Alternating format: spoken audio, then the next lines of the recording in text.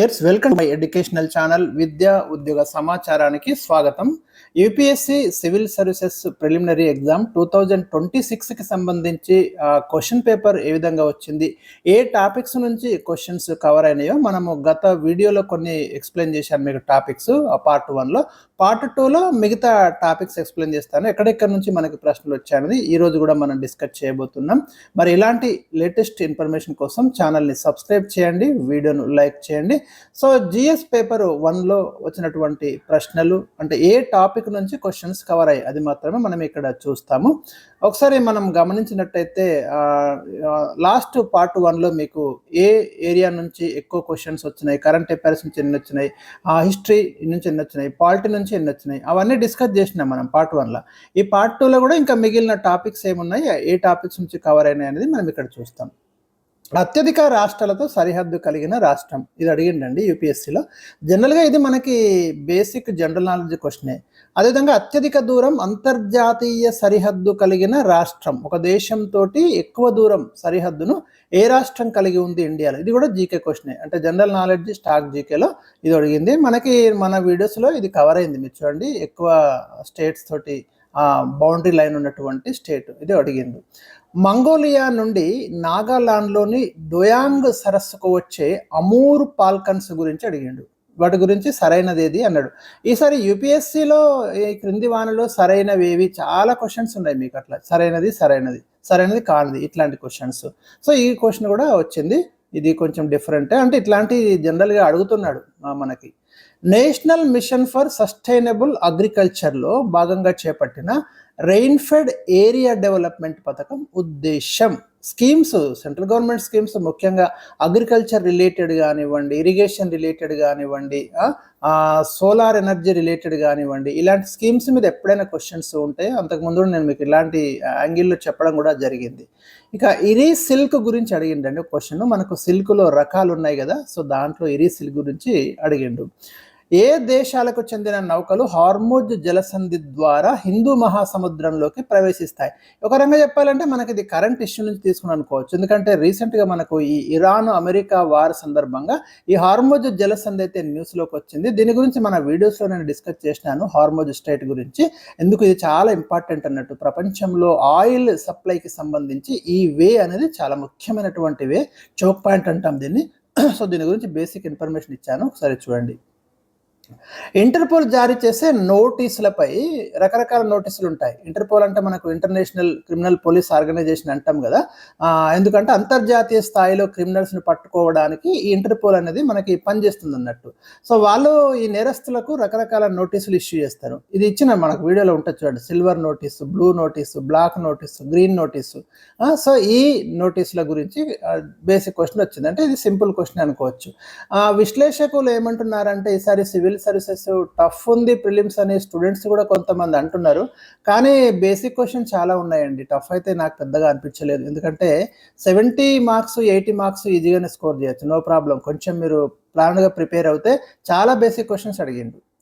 Next నిరంతర పథకం ఉద్దేశం అడిగిండండి. National institute for research and application natural resources to transform, adapt and build resilience. So దీని గురించి అడిగిండు. స్కీమ్స్ గురించి చాలా క్వశ్చన్సే వచ్చినాయని చెప్పుకోవచ్చు మనం.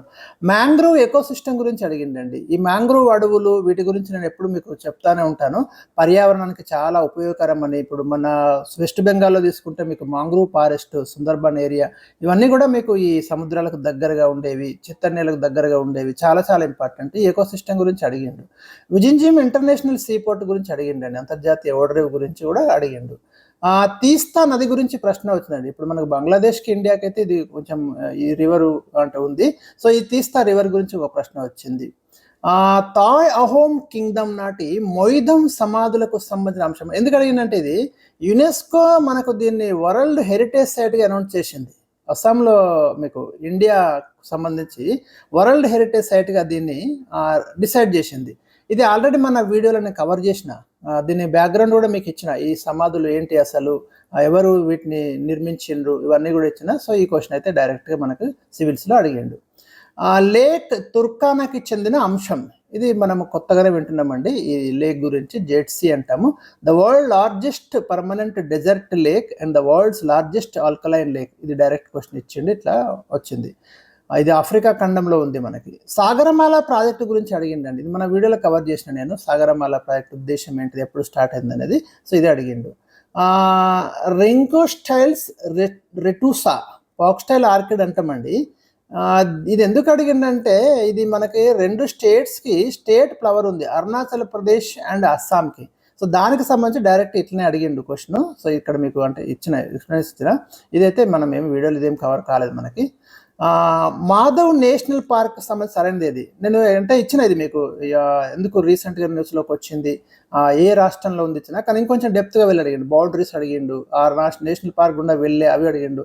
కాబట్టి ఇంకా ఇప్పుడు నా వీడియోస్లో మీకు చాలా వరకు అవి కవర్ చేస్తున్నా. అంటే ఒక నేషనల్ పార్క్ తీసుకున్నప్పుడు ఆ నేషనల్ పార్క్ మధ్య కూడా రివర్ వెళ్తుందా, ఏ డిస్టిక్లలో స్ప్రెడ్ అయి ఉంది, ఇప్పుడు ఆ యాంగిల్లో కూడా మనం వీడియోస్లో ఇస్తున్నాం. జైనిజం మీద ఒక డెప్త్ క్వశ్చన్ వచ్చిందండి, కొంచెం మనం వినని క్వశ్చనే వచ్చింది. బాగ్ గుహలలోని హలీసాలస్య పెయింటింగ్, దీని గురించి వచ్చిందండి క్వశ్చన్ ఒకటి. అంటే మనకు ఇది ఆర్ట్ అండ్ కల్చర్లో భాగంగా అనుకోవచ్చు. హరప్పా నగరం ఆర్కిటెక్చర్ గురించి అడిగిండు. సో ఇది బేసిక్ జనరల్ హిస్టరీ గురించి, అంటే ఇండియన్ హిస్టరీ మీద క్వశ్చన్, ఇండస్ సివిలైజేషన్ మీద. తర్వాత ఎక్కువ మూమెంట్ బార్డోలి సత్యాగ్రహ. బార్డోలి సత్యాగ్రహ ఆల్రెడీ మనం కవర్ చేసిన మన వీడియోస్లో ఉంటుంది. సర్దార్ వల్లభాయ్ పటేల్కి రిలేటెడ్ ఇది. ఎక్కువ మూమెంట్ గురించి అడిగిండు, రెండింటి గురించి ఒకటే క్వశ్చన్లో కవర్ చేసిండు.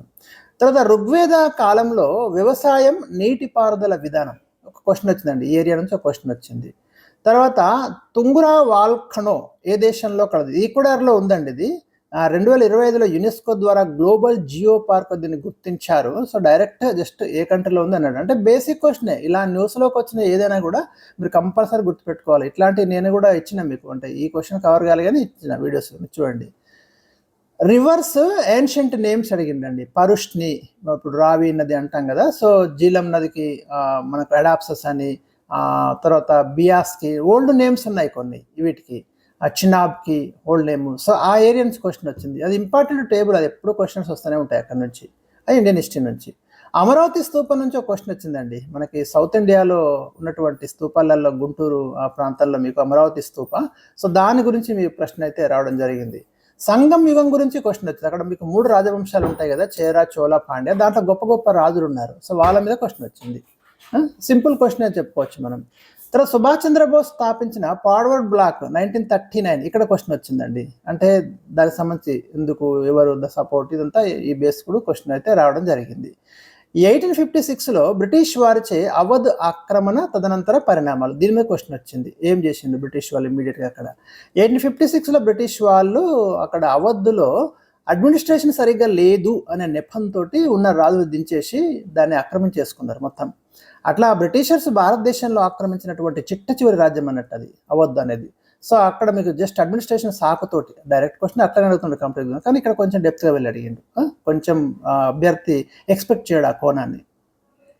మాంటెక్ చెమ్స్పాడ్ రిపామ్స్ జనరల్ ఇంపార్టెంట్ ఇవి. మాంటెక్ చెమ్స్పాడ్, మింటో మార్లే, రిపామ్స్ ఇవన్నీ కూడా ఇంపార్టెంటే కాబట్టి దీని మీద క్వశ్చన్ వచ్చింది.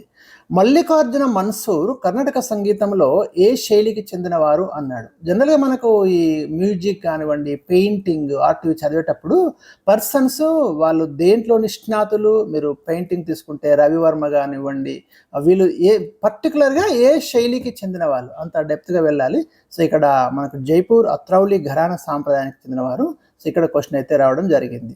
హిల్టన్ యంగ్ కమిషన్ గురించి అడిగిండండి. మనకు ఆర్బీఐకి సంబంధించి కూడా చదువుతాం ఇక్కడ. సో ఇది ఇక్కడ క్వశ్చన్ అయితే ఇక్కడ ఒకటి రావడం జరిగింది 1926. పాలి భాష గురించి అడిగాడండి. ఇప్పుడు మనకి బుద్ధుని త్రిపీఠకాలు పాలి భాషలోనే ఉన్నాయి. ఆ కాలంలో పాలి టెక్స్ట్, పాలి లాంగ్వేజ్. సో అక్కడ క్వశ్చన్ అయితే రావడం జరిగింది. సింపుల్ క్వశ్చన్, నాగరా స్టైల్ శైలి కలిగిన ఆలయం అన్నాడు. మీకు నార్త్ ఇండియాలో ఇప్పుడు దేవాలయాల ఆర్కిటెక్చర్ చూస్తే మీకు 3 స్టైల్స్ కనిపిస్తాయి. మీ నార్త్ ఇండియాలో టెంపుల్స్ అన్ని నాగర శైలిలో ఉంటాయి, సౌత్ ఇండియాలో ద్రావిడ శైలిలో ఉంటాయి, మధ్య భారత్లో ఈ 2 శైలుల మిశ్రమం వేసర శైలిలో ఉంటాయి టెంపుల్స్.